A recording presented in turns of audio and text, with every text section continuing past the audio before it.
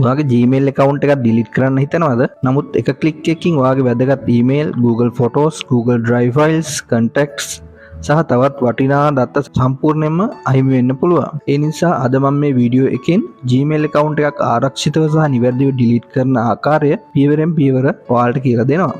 account එක delete කරන්න පෙර මේ වීඩියෝ අවසන් වෙනතුරු බලන්න. delete කරන්න කලින් මේ කරුණු සම්පූර්ණයෙන් පරීක්ෂා කරන්න. පළමුවෙන්ම Google Drive තුල ඇති ෆයිල් ඩවුන්ලෝඩ් කරගන්න. Google Photos වල තියෙන ඡායාරූප සහ වීඩියෝ ඔක්කොම බෑකප් කරන්න. වැදගත් ඊමේල් අවශ්‍ය නම් ඒවා එක්ස්පෝර්ට් කරන්න. සියලුම contact බෑකප් කරන්න. ඒ වගේම bank accounts, Facebook, Instagram, TikTok හා YouTube සහ වෙනත් සේවාවල login email එක මේ Gmail එක නම් ඒවා වෙනත් email වලට මාරු කරගන්න. දැන් Gmail account එක delete කරන ආකාරය බලමු. Google account එක login වෙන්න.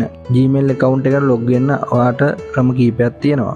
ඔයාගේ settings වලින් එහෙමත් නැත්නම් ඔයාගේ browser එකෙන් එහෙමත් නැත්නම් Gmail app එකෙන් log වෙන්න පුළුවන්. මම log වෙන්නේ මගේ Gmail app එකෙන්. මම මේ විදිහට Gmail app එක open කරලා දකුණු පැත්තේ උඩම තියෙන profile icon එක touch කරනවා.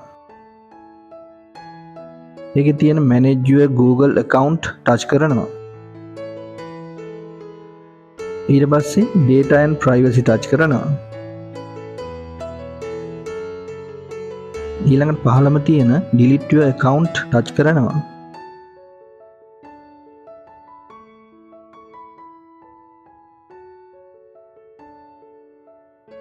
ඊට පස්සේ මගේ ෆෝන් එකට දාලා තියෙන pattern එක එහෙම නැත්නම් fingerprint එක ඉල්ලනවා. එහෙමත් නැත්නම් මෙතනට මේ Gmail address එකේ password එක ඉල්ලනවා.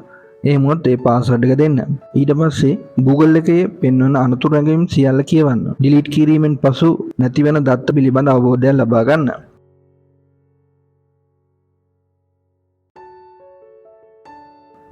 checks box දෙකම සලකුණු කරලා delete account touch කරන්න.